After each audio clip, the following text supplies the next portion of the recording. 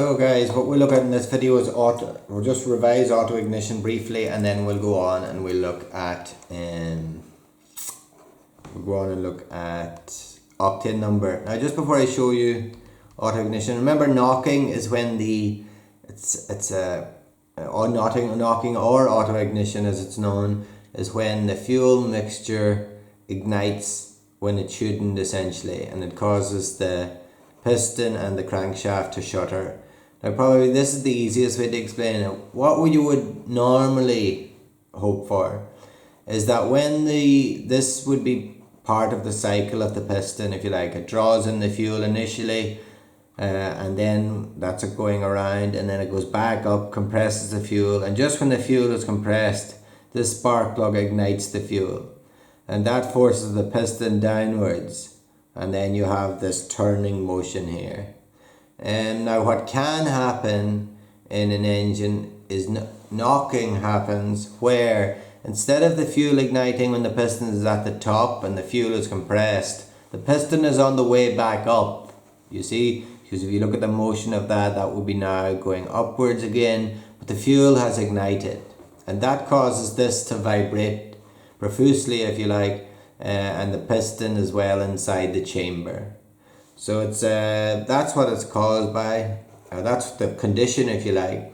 What it's caused by then, and we mentioned these before, straight chain alkanes are a greater tendency. So you remember that these are isomers. These are actually all isomers here at the bottom. There's pentane, there's a straight chain, there's a little bit branched isopentane, and there's neopentane. Now normally what we would call this first one is pentane, and then the IUPAC name for the second one will be 1,2,3,4 butane, you see, and then we'd say that this is a methyl group, so we call this 2-methyl butane. That means that there's a methyl group on the second carbon of 4 of a backbone, you see. You could still use that as the backbone, it doesn't have to be, you know, that's 1, 2, 3, 4. You see that methyl group there would still be on carbon number 2. What we would call this one instead of neopentane was 1, 2, 3, 1, 2, 3. So the longest chain is 3. So we just do this horizontal one out of handiness, but that's the only reason. Remember, these molecules are 3D. You can turn them around any way you wish. So that would of course be propane. There's their carbon-carbon single bonds. And then there's a methyl group there and a methyl group there. And that would be, if you're counting left to right, 1, 2, 3, and you're counting right to left, 1, 2, 3. So 2 is the lowest number. So you could say 2, 2 dimethyl, because there's 2 methyls. So maybe I've gone through that a little bit quickly. You know, if you call that carbon 1, that carbon 2, and that carbon 3. And then this is a methyl group, you see, and this is a methyl group. It's methane without one hydrogen, because this carbon replaces the hydrogen. So there's a methyl here, a methyl here, and then this backbone here is propane. So it's 2, 2 dimethyl propane. Prop for 3, remember. You see? 2, 2 dimethyl. The 2, 2 means both methyls are off the second carbon, you see. The di meaning that there's 2 of them, and then the methyl is the substituent. That's just a side note. But just to focus on that idea as well, that the more branching the better for in terms of alkanes. Now what we want to focus on mainly today is this principle of octane number. Now basically an octane number is an indication of how good a fuel is at resisting or not knocking, not auto igniting. So it's the higher the number the better. So it's just like normal scoring system. The higher the number the better. Heptane is assigned a value of 0. So that's, if you like, the bottom. It's a scale more than anything, but that would be the bottom of the scale. And we'll have a look at the members then. 2,2,4-trimethylpentane will be assigned a value of 100. So octane number of a fuel is measure of the tendency of the fuel to resist knocking. And then the two reference points. So trimethylpentane. So you see, it's, if you think about it, there's 1, 2, 3, 4, 5. So that's pentane if you count those carbons. And then you have a methyl group here and a methyl group here. So they're off the second carbon. And then if you were to go over here, this would be number 4. Now instead of, you could say, look, I could number these 1, 2, and go this side. But you see the way there's 2 substituent groups on the left here. So you try and keep the most substituent groups, if you like, as low as number as possible. So that's why it's not 2-methyl. You just have to be careful there. But in any case, the 2,2, it wouldn't be 2,4,4 is what I'm getting at here. So you try and keep the numbers as low as possible always. Remember, because these molecules can flip around, so keep the numbers as low as possible. But in any case, and there's the trimethyl part, that's one of them there, that's another one of them, and that's another one of them, and their location is on the, 2 of them are on the second carbon, look at 1, 2, and one of them is on the 4th carbon, there it is over there, and scrap these numbers here that I've written in there. And then it's pentane because of the backbone of 5. So could they ask you to draw that? I think that would be a fair enough question, but however, I don't think I've seen it come up before. But I mean, you should be able to draw 2,2,4-trimethylpentane.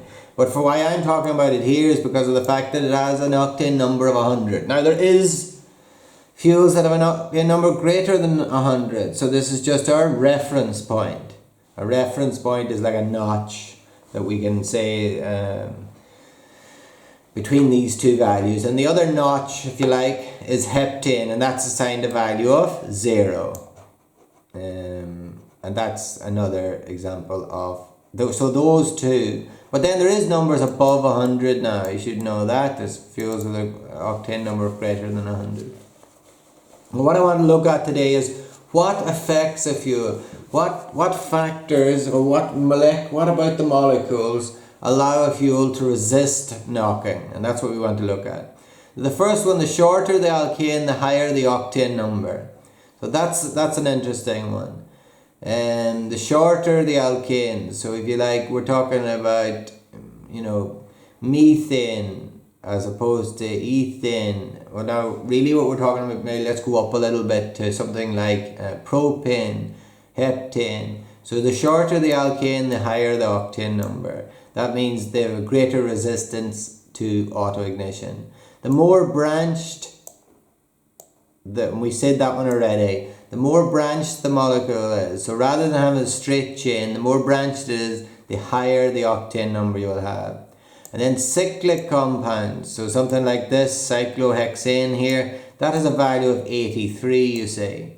And there's hexane. A hexane has a value of 25, you see. Because remember, heptane had a value of 0. So shorter alkanes have a higher octane number, and then cyclic ones, so ones that are in a circle, cyclic alkanes. Now really you're talking about cyclopentane, cyclohexane, anything smaller than cyclohexane or cyclopentane, the ring strain kicks in and it will break open, it's quite unstable. So there's factors about a molecule that can affect the octane number. What we want to look at now is what we can do, what humans do a lot of the time to try and improve the octane number so that the fuel doesn't auto-ignite.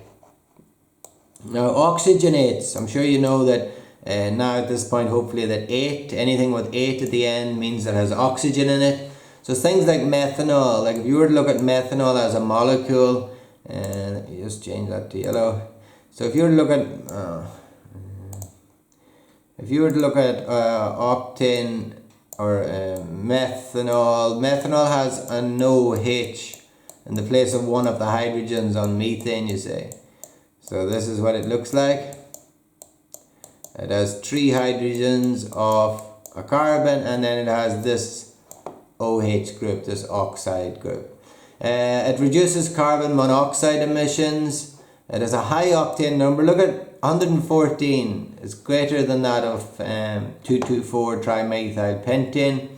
Adding methyl tertiary butyl ether, MTBE. That is also an oxygenate, I should say. The ether part there is oxygen. But in any case, that is an example of an additive, if you like, and that's another oxygenate. And adding aromatic compounds. Now, benzene used to be added itself, but it's no longer added because of the dangers associated with it being a carcinogen. It causes cancer. So that's those. And then the fuel contains, so this is just a repeat. Methanol, I've said already. Ethanol is a similar, look at if I draw it here at the top. The difference being here, the way it does that, but the difference being that it has an OH again, the same as what I drew here, as we're looking O there. But the only difference is now, what you would have is, in addition to that, you will also have another CH3. So if you like, there's an increase in 1 carbon and 2 hydrogens. That there and that down there. So that's what it looks like. So you remember when I drew methyl earlier, there was just a hydrogen here, whereas there's another CH3. And methyl tertiary butyl ether, mentioned that, and they increase the octane number of the fuel, and they actually burn less carbon monoxide. If you have some oxygen in the fuel as part of the fuel, then less carbon monoxide will be produced. Carbon monoxide is produced when there's a deficiency in oxygen present. And that happens when you have this intense fuel burning in the piston of a car engine, because you just don't get enough oxygen in there quick enough. Because we don't pump in the oxygen, we rely on the 20-21% of oxygen that is in the air mixture that is part of our atmosphere. At this level. Isomerisation, if you remember that an isomer, if you remember what that is where you have the same molecular formula, that's the same number of each atom, but a different structural formula. So, you know, if we were, some of the examples, if we were to go back to this one here, you see the way they have these ones at the bottom here, they have exactly the same molecular formula, but obviously they're a very different structure. But if you were to count up all the hydrogens, as I'm sure, hopefully you know, because these are isomers, if you count up all the hydrogens, either one of the 3 of these, you'll have the same number of hydrogens that you have in pentane, that you have in 2-methyl butane, or indeed if you have 2,2-dimethyl propane, you see. So they have all the same number of hydrogens, all the same number of carbons. So they have the same molecular formula, but different structural formula. So those are isomers.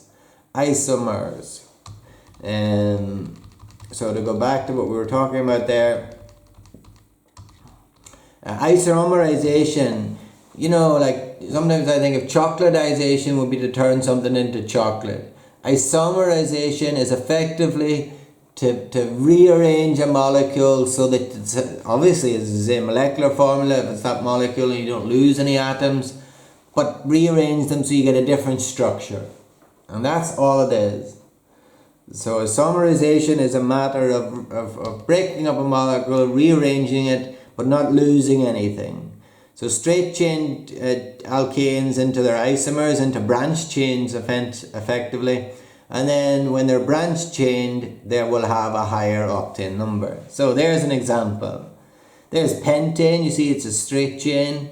If you can break that up, and instead of it being pentane now, it's 2,2-dimethyl propane, you see. Why is it 2,2-dimethyl propane? I hope you're getting the hang of naming these now, but Like, oh, you could have a different color there.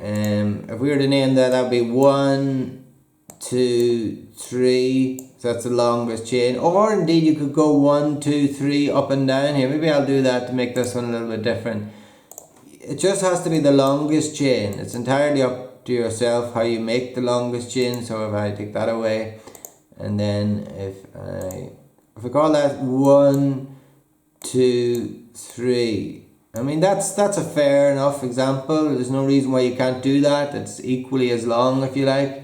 A chain has the same substituents. That CH3 is exactly the same. That is exactly the same as that, of course. That's just written in a condensed form.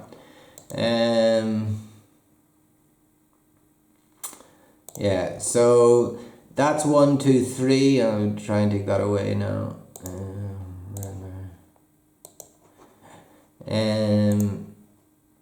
So that's 1, 2, 3. And then if we were to call that of course would be prop. So you can call that prop. I'm not exactly sure why it does that on the slide here. Prop, P-R-O, prop. And they're all carbon-carbon single bond, so A-N-E. Propane. And then there's one, that's 1, 2, 3, you see, that's propane. And then you have one methyl group and a second methyl group. So that's dimethyl.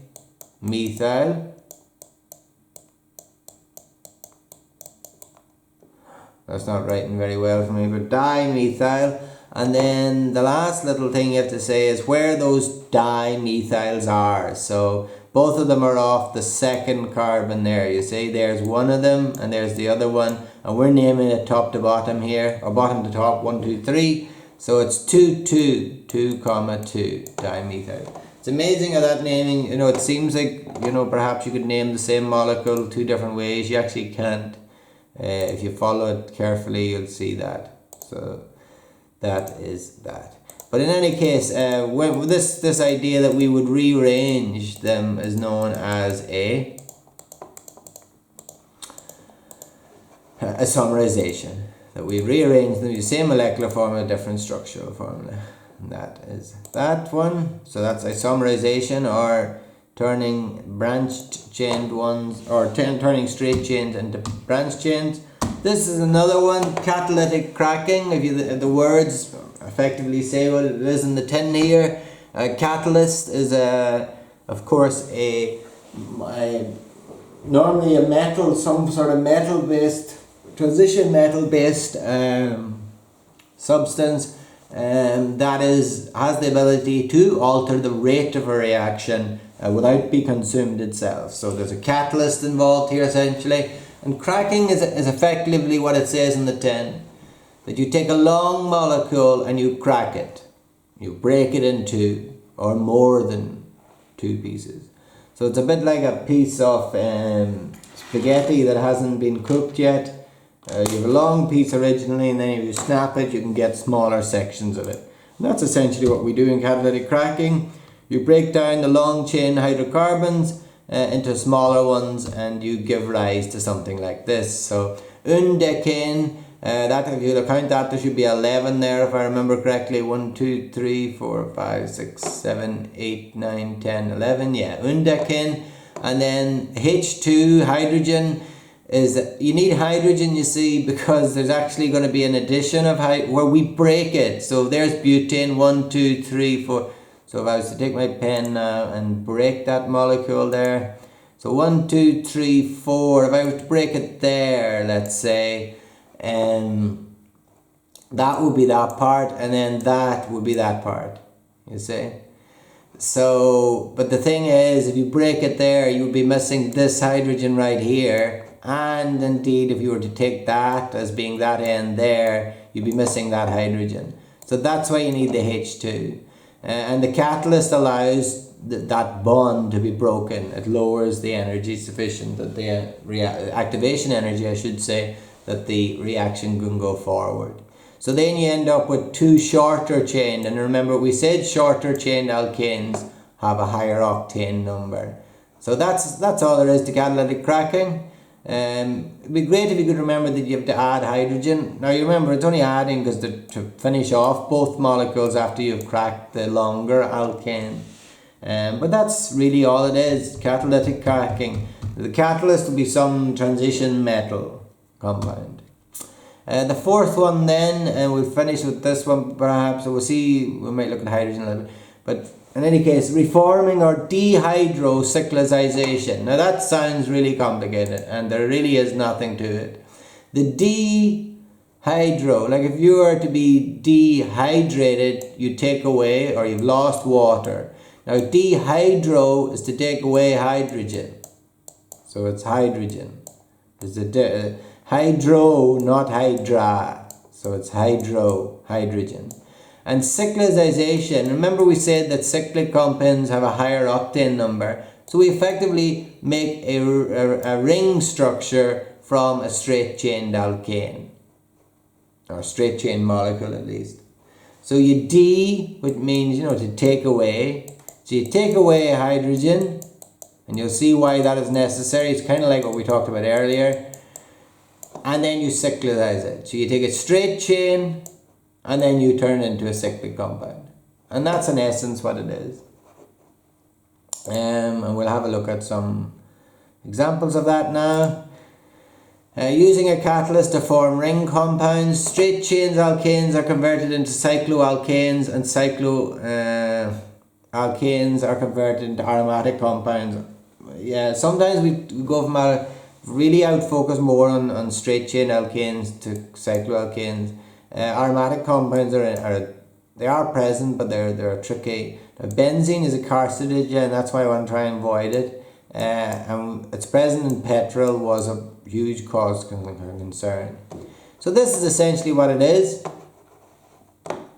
There you see, to make the bonds that are necessary, you need to remove the hydrogens at the end here. So that hydrogen is removed and that hydrogen is removed. And if you count these 1, 2, 3, 4, 5, 6, 7, 8. 1, 2, 3, 4, 5, 6, 7, 8. So all the carbons are there, you see, but you have a loss of 4 hydrogens. So some of these hydrogens here are removed to allow for this ring, and the end ones are removed as well to allow for the bonding to occur. And that's dehydrocyclisation. So you take away hydrogen, that's the hydrogen be removed, and you turn into a cyclic molecule. A circular molecule. And that used to be a straight chain alkane.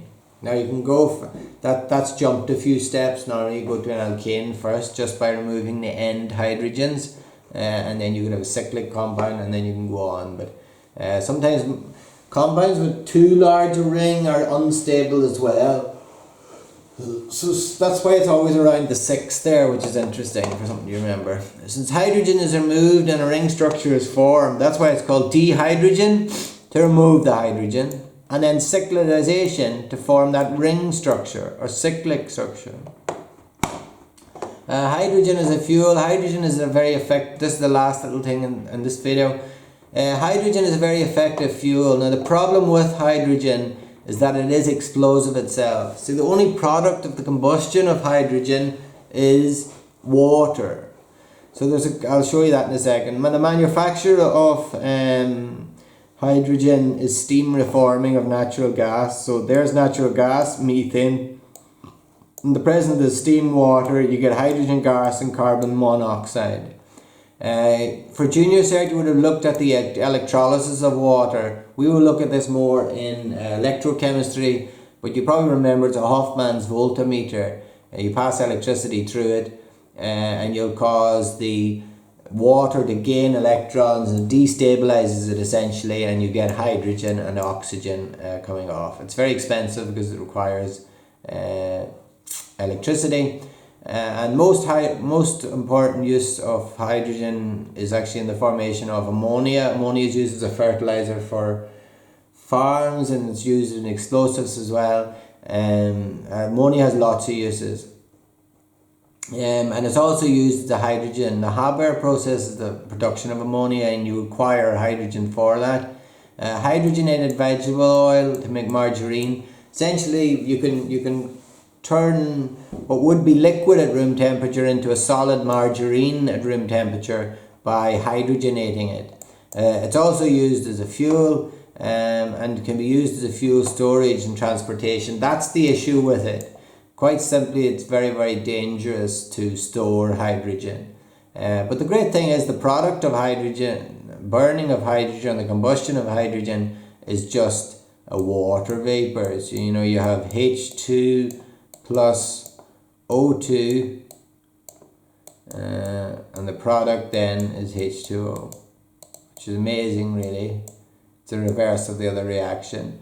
And then you just balance that out a little bit by putting a 2 there and a 2 there, and I think we're there. So the combustion of, then you have delta H, the energy is released. But in any case, that brings us to the end of that video.